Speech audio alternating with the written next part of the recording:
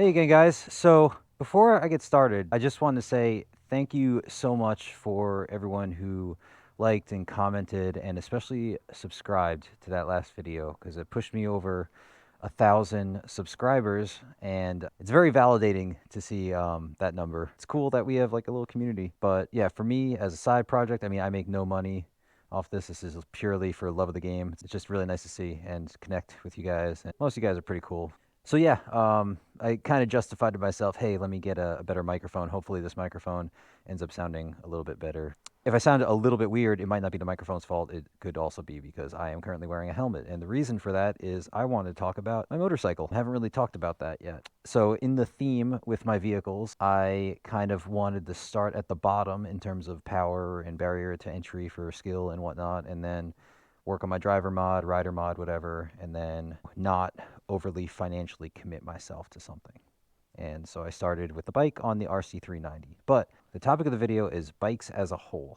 And as a car enthusiast, I feel like motorcycles have conflicted me because if you think about it, motorcycles haven't really gotten too crazy overly complex over the past 30 years like cars have, because a lot of the complexity from cars comes from safety requirements, and obviously safety is not a thing on motorcycles. It's more like active safety in terms of making the dynamics as predictable as possible in order for the rider to save himself rather than rely on a crash structure to save you once you've already crashed. As a byproduct of that, bikes have been very in line with car enthusiasts' priorities. The vast majority of them are manual transmission. They're very mechanical. You got engines right there, high strung, high compression ratio, 12, 13, 14, 15 to 1 compression ratio. Some of these things, the four cylinders will rev up to like 17,000 RPM.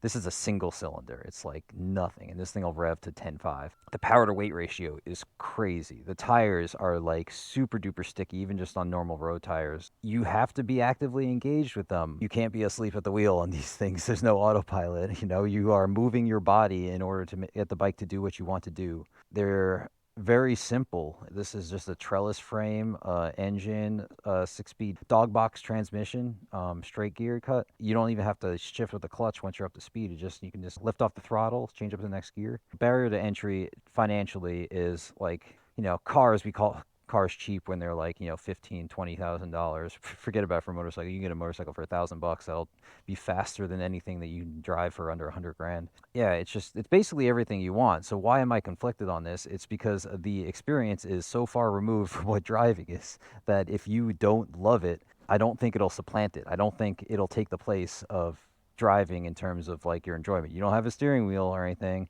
You don't have that cool body work around you, even if you got like a full fairing bike. It is a little bit different, but there's still that thrill of speed and handling, mechanical connection, all of that. So if that's up your alley, then I feel like you should give motorcycles a shot. And one big barrier to entry, at least in the U.S., is like getting that license. It can cost quite a bit. I think it was like $500 or so just to get started up, and you have to have gear. I acknowledge these are crappy gloves, but I figured this would be a chill ride, and I don't feel like wearing my gauntlets. Yeah, let's go ride around, and I will talk to you about my perspective of riding as a car guy by starting her up. Again, this is an entry-level bike. I think out the door new, this thing was like $6,000, and that's including tax. Has 42 horsepower, but 42 horsepower weighs 360 pounds. 360 pounds, multiply that by 10, 3,600 pounds, that's like a Mustang. So this is like a 420 horsepower Mustang, power to weight ratio. So why did I start riding? It was just one of those things where I want to be able to pilot just about any type of vehicle. Motorcycles, like, I never knew anything about them, but I've always kind of admired them from afar. I figured, hey, you can get pretty good performance for cheap. So I did the test, bought the bike. Here I am. That was like my my 30th birthday type deal. Like, let me learn to ride a motorcycle before I'm 30. And now I turn 34 next week. I was a little bit intimidated just because I didn't even know anything about like controls with like the shifting or throttle or any of that stuff. But you pick it up, it's not bad, and it gets pretty intuitive. I mean, I've been a competitive cyclist for many years, and I used to race bikes and whatnot, and so The higher speed handling is pretty intuitive. It's the low speed stuff with a bike that's significantly heavier than your body weight. That's what's takes a while to get used to.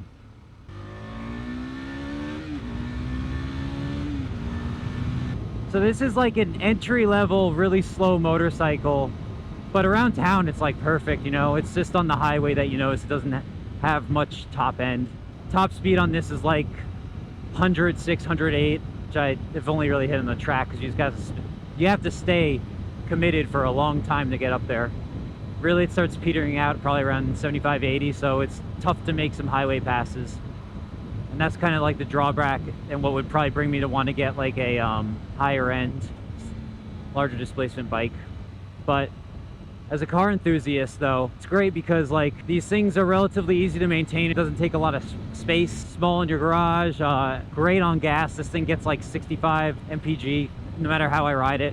It's just like you're always engaged, you're always, you know, having fun. You're not bored when you're on the motorcycle. And then there's a different type of motorcycle for every kind of enthusiast, whether you just want like a cruiser or you want dirt bike, you want, you know, race replica, whatever. I don't think having a motorcycle would ever kill my urge to own a sports car. They definitely complement each other. I think like if you are into cars, you owe it to yourself to try motorcycles if you live in a place that is conducive to it. If you got some good back roads, just it's nice to get out on the weekends, you know, and enjoy. The only problem is like, so I live in the Seattle area, and like the riding season is kind of short just because it's always raining, and I don't really love riding in the rain. Done it a few times. It's just not very enjoyable.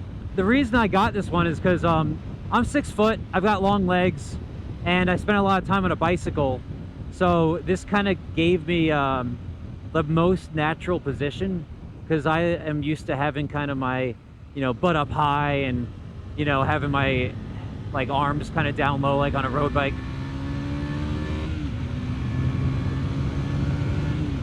And I think I'm actually more comfortable riding in this position than I would be on a cruiser more upright. But if you weren't like me and a weirdo cyclist, then they have the Duke, which is a naked bike, which is in a more upright position. But this thing is like, it's kind of cool. It just like, it looks like a bike ready to race. And you know, it literally says ready to race on it. And when I took it to that first track day, there was a lot of essentially kids, like teenagers on these motorcycles just ripping it. And they were so fast. And I know there's racing leagues for 250s and 390s and stuff. It's a very capable bike in terms of handling, just obviously not outright speed. All right, so let's say you're a car enthusiast. You want to get into motorcycling, right? So what do you have to do? Well, you have to sign up for an MSF, the Motorcycle Safety Foundation course. Well, you don't have to, but like take the course. That's the quickest way of getting your permit. So they provide you with a bike. You do a class in the classroom on parking lot. Super easy. Get your permit, and then you can take another test usually as part of that, or maybe an additional charge, and then get your full license. Otherwise, like what you could do is you could just buy a motorcycle, trailer it to a test facility, take your tests, get your permit, get your endorsement, and then yeah, that's basically just how it works in Washington. But yeah, so things to know if you have never ridden a motorcycle is, well, you should probably learn how to ride a bicycle, because, you know, there's going to be terms like counter steering and stuff, which are inherent to maneuvering on a bicycle, and you've probably never even heard that term, counter steering, in that way before. But it's kind of like how you bump the steering in the opposite direction of where you want to go, and it kind of leans the bike over. So I'm bumping it, and it leans the bike over, and then that's how you kind of turn. It's not something I've literally ever thought about ever, but technically it is what you are doing. I always just think about just, oh, falling over and leaning. Another thing is, you know, learning the controls, obviously, but if you did the MSF, you would learn the controls. I do recommend maybe exploring the controls before doing the MSF. Situational awareness is huge on a motorcycle. Like as a bicyclist, I kind of have like eyes in the back of my head. I'm always looking back at my mirrors, over my shoulder. Just generally know where I am, where cars are, where I want to be positioned, see how I'm like not directly behind the car in front of me, see how I'm leaving it in gear instead of going to neutral just so I can kind of take off if I need to. Little things like that are just like really important to practice. And major thing too is like low speed maneuvering in parking lots, which I admit I'm not like great at. I don't really play around with that, but the cool thing is like a lot of that low speed maneuvering requires feathering the clutch. The clutch is the lever on the left, and you can just feather that clutch for days and days because these are wet clutches in like 90% of motorcycles, unless you're in like certain Ducatis and stuff, which means if it's wet, it dissipates heat a lot better than if it was dry, like in a car. And so you can just feather that clutch as long as you want, and chances are you will not overheat it just doing slow speed maneuvers or anything, so don't worry about it. But once you get like the basics down, you're just going to be like wanting to ride around the neighborhood, get used to being up to speed. I also definitely recommend getting as much gear as your budget allows. Probably, well, obviously starting with a helmet because that's usually legally required. Definitely get boots because chances are you will drop your bike, and if you dropped your bike, it would land on your ankle and your foot. Get a riding jacket with padding. Definitely recommend a back protector. I recommend the more gear the better, especially as you're new, because the chances of you falling as a newbie are much higher than you falling as somebody who's more experienced. Although if you are more experienced, you're probably going faster, so either way you should be wearing gear. So a funny thing about these little bikes is that, you know, if you know, you know, like a small bike looks a certain way. It like only has like one brake rotor in front or whatever. But if you're not like into motorcycles, every sport bike kind of looks the same, right? And so one of the first things one of my friends asked when I got this, like, whoa, is that a liter bike? And a liter bike is a bike that displaces 1 liter. It is a huge engine bike, basically like the pinnacle of performance, like 170 to 200 horsepower or more sometimes. Those things are like monsters, like a MotoGP bike, S1000RR, stuff like that. Anyway, this is not that. But to a layperson, it looks the same. If you are riding around and you see some kids and one of them, you know, motions for you to like open up the throttle, you could do that, but they'll find out real quick that it kind of sounds like a weed whacker, or they don't know anything about engines. They're like, wow, that sounds really cool. But I do really recommend starting out on a bike of this class, something with like, you know, a 400cc engine or lower, you know, maybe like 500cc's. It's funny how like they keep pushing up the displacement of like the entry-level bikes. I don't know if I'd want to start with more than like 50 horsepower just because it's not too hard to get carried away and get ahead of yourself. And then it actually makes it more enjoyable because like with a slower, okay, fine, fuck it, I'll do what this guy does, that's fine. Anyway, with a slower bike, you get to ride the shit out of it more. It's like a slow car fast, right? I'm always shifting gears, and I like shifting gears. It's fun, and then, you know, you just feel like you're doing so much more and riding so much faster and getting more of an experience at lower speeds, which is good, because it kind of satisfies you for quite a while.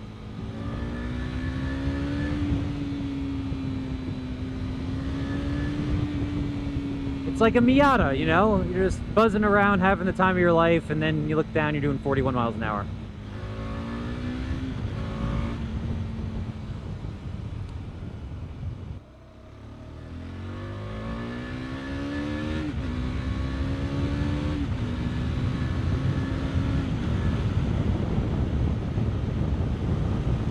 It's funny, you could do a 4-gear pull and be doing 60 miles an hour. But hey, you're doing stuff, you know? That's cool. It's kind of hard to be grumpy on a motorcycle like this, at least in a backdrop like this, you know, where it's so pretty. I would have liked to get into the road with better corners, but it seems like there's a traffic jam all the way around here, so I'll just be noodling around a little bit. One day this guy will find out that his blinker is on.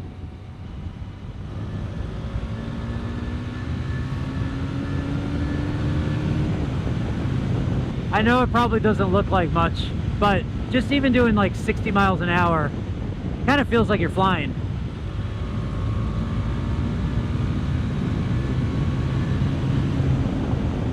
And part of that is because like this bike is pretty small and lightweight and stuff, so it's not nearly as stable as like a full-size bike, you know. But again, that's like, it's like a Miata, it's part of the experience. Motorcycles can flick me a little bit because like they're so fun, they're so mechanical, they can be fast as hell, and they won't replace a car, but also a car won't replace them. And I really recommend giving them a shot, because like this experience is just really fun. Especially if you can find a place with some curves.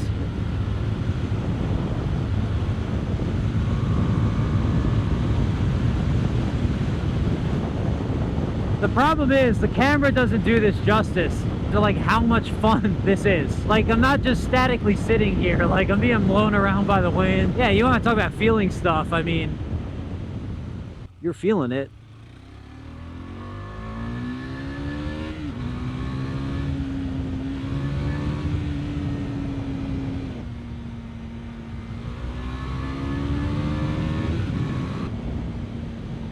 One of the things with riding though is that, at least for me, it's kind of like a momentum thing, whereas if I don't do it often enough, it just gets harder and harder for me to get out there and do it. But I recently started commuting again on the bike just to save gas. And because one of my coworkers started riding too, and I was like helping him out with some stuff. And now it's just totally flipped the switch inside of me where I just want to keep riding. And you know, definitely pretty rusty. Yeah, it's just need to get back into it, ride more, do more like actual trips. Hopefully get in a track day at some point this year. Season's ending soon though, so we'll see. Oh, and then speaking of the track, you want to talk about vehicles that are cheap on consumables. I mean, you don't wreck it. Brake pads could cost like $50 a set. Tires, like I bought a DIY home tire changer, so now it's just whatever it costs for the tire itself, and then I could balance them myself. So like 200, 300 bucks a tire, maybe 400 if you're getting something really high end, and you only have two of them. Rear tires tend to wear out kind of quick on higher horsepower bikes, but on something like this, they can last a while.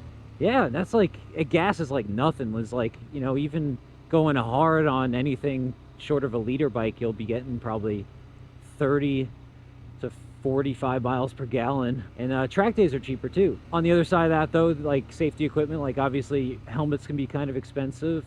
Full set of leathers could be like $1,000. You know, those can last you like a lifetime. Oh yeah, and there's the risk of death. But yeah, I think that'll about do it for this one. It's just I don't know, I just wanted to talk and go for a motorcycle ride, try out my new microphone. Thank you for watching, liking, subscribing. Let me know what you think about motorcycles, if you ride, if you want to ride, what you ride, how you think it fits into your life as a, you know, car enthusiast. Because maybe this is all we have as, you know, car enthusiasts that aren't ultra wealthy, right? It's really hard to afford a new sports car, but new motorcycle, make that happen. All right, anyway, thanks for watching, and I will see you in the next one. Bye.